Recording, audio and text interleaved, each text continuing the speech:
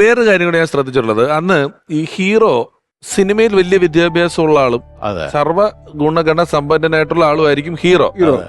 പക്ഷെ നമ്മൾ സിനിമകൾ എടുത്ത് ഇങ്ങനെ പരിശോധിച്ചാല് ഒരു വിദ്യാഭ്യാസത്തിന്റെ, അതായത് ഇംഗ്ലീഷ് വിദ്യാഭ്യാസം നേടി നമുക്ക് തോന്നുന്നത് എപ്പോഴും വില്ലനായിരിക്കും. Villain well done my boy എന്നൊക്കെ ഒരിക്കലും ഒരു ഹീറോ ഒരാൾ നല്ല കാര്യം ചെയ്ത വെൽ ഡൺ മൈ ബോയ് എന്ന് പറഞ്ഞിട്ടില്ല. ഒരു പടം, നിങ്ങൾ എത്ര പടം പരിശോധിച്ചാലും ഹീറോയ്ക്ക് ഇത് പറയാൻ പറ്റില്ല. പക്ഷെ ഈ ജോസ് പ്രകാശ് സാറിന്റെ വില്ലന്മാരെല്ലാം വളരെ സോഫിസ്റ്റിക്കേറ്റഡ്, നല്ല ഇംഗ്ലീഷ് പറയുന്ന, ഇംഗ്ലീഷ്, അതും പപ്പയുടെ ഇംഗ്ലീഷ് ഒക്കെ ബൈ ദ ബൈ ഒന്നും ഇവര് ഇടുകയില്ലായിരുന്നു. അത് കൈ നിടുന്നതാണോ അന്നത്തെ എഴുത്തുകാർ കൂടെ? കാരണം എനിക്ക് തോന്നുന്നത് ഒരു പക്ഷേ അന്നത്തെ എഴുത്തുകാരും ഇവര് നടന്മാരും തമ്മിലുള്ളൊരു നല്ലൊരു കോപ്പറേഷൻ കാണും. ചില ഒരു അഭിപ്രായം പറഞ്ഞു കാണുമായിരിക്കും. പുള്ളിയുടെ തന്നെ അഭിപ്രായം ഞാൻ പറയുന്നില്ല, നമുക്കത് ഇടാം എന്ന് പറഞ്ഞാൽ ഒരു പേര് ശശികുമാർ സമ്മതിച്ചിരിക്കാം, കൃഷ്ണൻ നായർ സാർ സമ്മതിച്ചിരിക്കാം.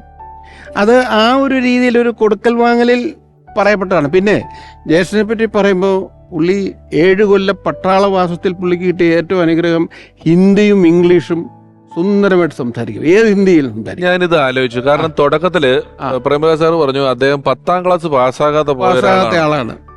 നമ്മള് ശ്രദ്ധിച്ചാല് 10ാം ക്ലാസ് പാസ്സാകാത്ത ഒരാളുടെ ആക്സെന്റോ ടോണോ ഒന്നും അല്ല. ഇംഗ്ലീഷ് റെൻഡറിംഗ് ഒക്കെ ഗംഭീര റെൻഡറിംഗ്. വേറൊരു കാര്യമുണ്ട്, അന്നത്തെ ഇംഗ്ലീഷ് വേറെയാണ്. അത് കേംബ്രിഡ്ജ് ഇംഗ്ലീഷ് എന്ന് പറയും. അതെ, ബ്രിട്ടീഷ് സ്വാധീനമുള്ളതുകൊണ്ട് അന്ന് 10ാം ക്ലാസ് പഠിച്ചവർ സംസാരിക്കുന്ന ഇംഗ്ലീഷ് നമുക്കിപ്പോൾ ലേറ്റസ്റ്റ് ആയിട്ടുള്ള പിള്ളേർക്ക് സംസാരിക്കാൻ പറ്റില്ല. നിർമ്മാതാവുണ്ട്, നമ്മുടെ കയ്യില് നടനുണ്ട്. ഉറപ്പായിട്ടും ഈ പങ്ക്തിയിലേക്ക് ഇനി കടന്നു വരേണ്ടത് ഒരു സംവിധായകനാണ്. 2 പേരും നിർമ്മാതാക്കളുണ്ട് ഒക്കെ ഉണ്ടെങ്കിൽ ഒരു സംവിധായകൻ കൂടെ വരേണ്ടതുണ്ട്. നമ്മുടെ കുടുംബ ചിത്രങ്ങൾക്ക് മലയാള സിനിമയിൽ അന്നോളം ഉണ്ടായിരുന്ന കൺവെൻഷണൽ ആയിട്ടുള്ള ഒരുപാട് ഫോർമാറ്റുകൾ പൊളിച്ചുകൊണ്ട് പുതിയ തരം ചിത്രങ്ങൾക്ക് നമുക്ക് കുടുംബചിത്രങ്ങൾ, അല്ലെങ്കിൽ സിനിമയുടെ തന്നെ ജോണർ മാറ്റില്ല, കുടുംബചിത്രം എന്ന് പറയുന്ന ഒരു ഹെഡിങ്ങിന് കീഴെ വന്ന സിനിമകളുടെ ഒരു തലം തന്നെ മാറ്റി മലയാളികൾക്ക് കാണിച്ചു തന്ന ഡയറക്ടർ നമ്മൾ സ്നേഹപൂർവ്വം ഓർമ്മയിലെന്നും ജോസ് പ്രകാശ് എന്ന ഈ എപ്പിസോഡിലേക്ക് സ്വാഗതം ചെയ്യുന്നു. പ്രിയപ്പെട്ട സംവിധായകൻ സാജൻ സാർ.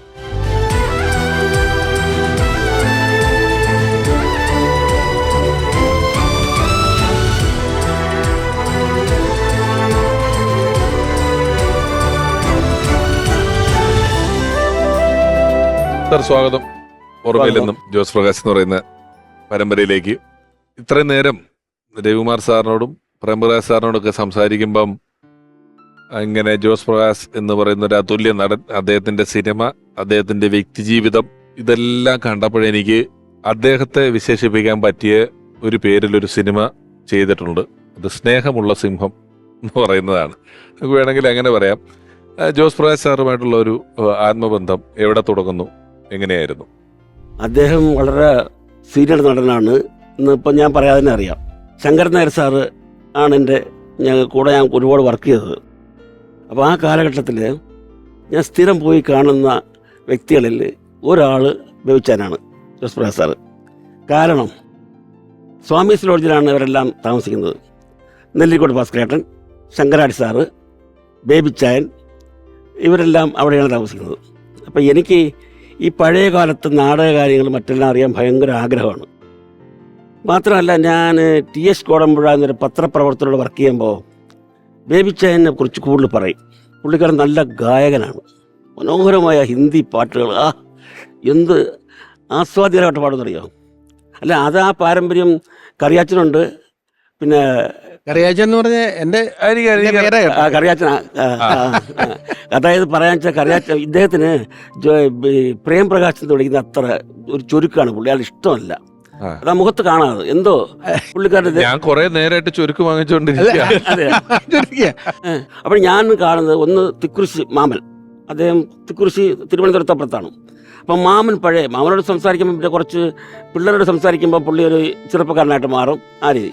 പിന്നെ കുറച്ച് അറിവുകൾ കിട്ടണമെങ്കിൽ ബേബിച്ചാൻ്റെ കൂടണം, പാട്ടും കിട്ടും.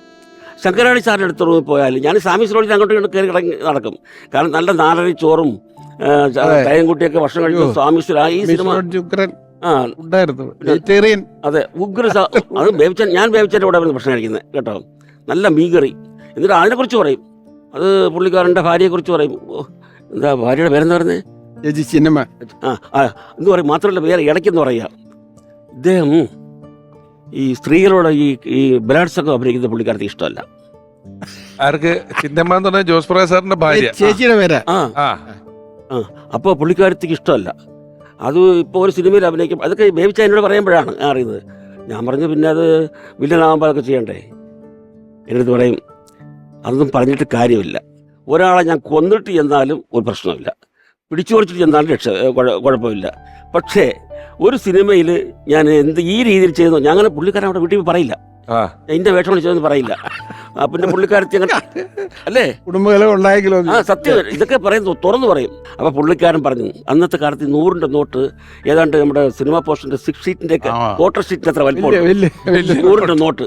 അത് വേവിച്ചാൻ പറയും, ഇത് കണ്ട 100 ഇത് കിട്ടണമെങ്കിൽ, ഇത് കാണണമെങ്കിൽ ഞാൻ അങ്ങനെയൊക്കെ ചെയ്യണം കേട്ടോ. അപ്പൊ ഞാൻ ബേബിച്ചാനെ കുറിച്ചുള്ള അനുസ്മരണമാണെങ്കിൽ ഒരു കാര്യം പറയണം. ഉറപ്പായിട്ടും പറയൂ. ഈ രവികുമാറിന് വേണ്ടിയിട്ട് എൻ്റെ അടുത്ത് കുളത്തൂപ്പുഴ രവിയിൽ രവീന്ദ്രൻ, ഞങ്ങളുടെ അഞ്ചലും കുളത്തൂപ്പുഴ അടുത്തടുത്ത. അപ്പോൾ ഞങ്ങളവിടെ 5-20 കിലോമീറ്ററാണ് കുളത്തൂപ്പുഴ. അപ്പോൾ അവൻ്റെ വീട്ടിൽ ഞാൻ പോകും. ഞാൻ എന്നെക്കാളും പ്രായത്തിൽ കൂടുതലാണെങ്കിലും ഞാൻ ഇടാപാടാ വിളിക്കുന്നത്. അവൻ എന്നെ നല്ല പോലെ തിക്കുരിശാമം വിളിക്കുന്ന മാതിരി നല്ല ഭാഷയിൽ ചീത്തയും വിളിക്കും. അപ്പോൾ ഒരു ദിവസം എൻ്റെ അടുത്ത് പറഞ്ഞു, എടാ നിൻ്റെ ഡയറക്ടറോടാ എനിക്ക് എന്തെങ്കിലും വേഷം വാങ്ങിച്ചു തരാം എന്ന് പറഞ്ഞ് ഞാനങ്ങനെ മദനോത്സവത്തിൽ വേഷം വാങ്ങിക്കാൻ ഡബ്ബിങ് അല്ല പറഞ്ഞപ്പോൾ സാറ് പറഞ്ഞു അതിനകത്ത് വേഷമൊന്നുമില്ല പറഞ്ഞു.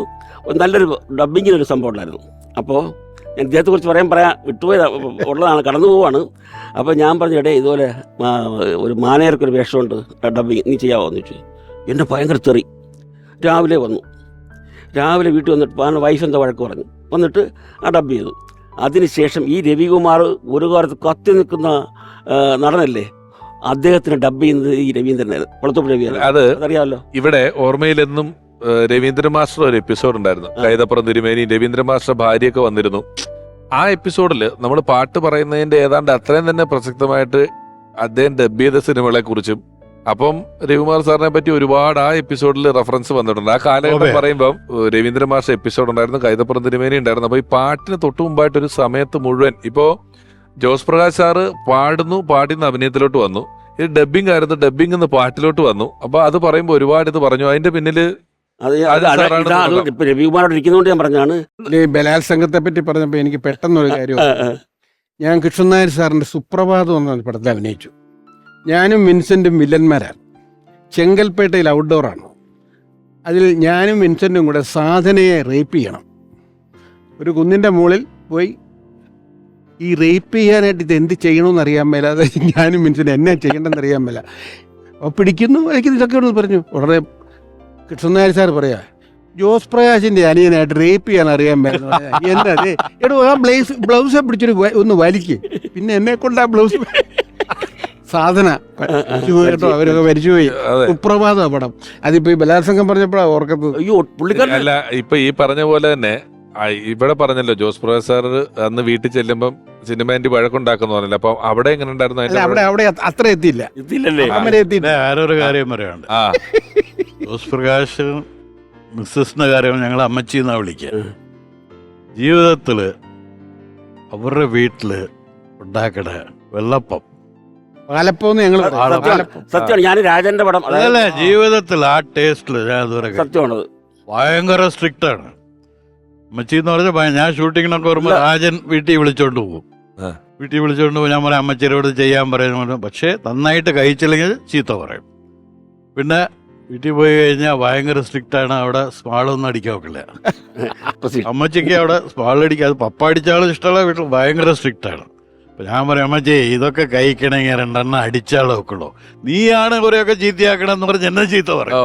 ഈ പാലപ്പം കഴിക്കാനായിട്ട്. ഈ പ്രൈം മിനിസ്റ്ററൊക്കെ എറണാകുളത്ത് വരുമ്പം നിർബന്ധമായിട്ട് അല്ല, ഞാൻ അവിടെ വീട്ടിൽ കണ്ടിട്ടുണ്ട്. നമ്മുടെ പ്രൈം മിനിസ്റ്റർ നെഹ്റു എഴുതി കൊടുത്ത് വെച്ചത് ഈ ഐറ്റം കഴിച്ചിട്ട് വീട്ടിലുണ്ടായിരുന്നു. അങ്ങേരെ കൈപ്പട ചേച്ചി നല്ല പ്രൈം മിനിസ്റ്റർ കഴിച്ചിട്ട് നെഹ്റു വീട്ടിൽ വന്നിട്ടുണ്ട്. ചേച്ചി നല്ല കുക്കായിരുന്നു. എന്നെ സംബന്ധിച്ച് എന്റെ മീനും ചിക്കനും അതൊക്കെ വെച്ച് നല്ല മുളകിട്ട മീൻകറി. അയ്യോ, മീൻകറി നന്നായിട്ട് കഴിച്ചെങ്കിൽ ഭയങ്കര സന്തോഷമാണ് അവർക്ക്.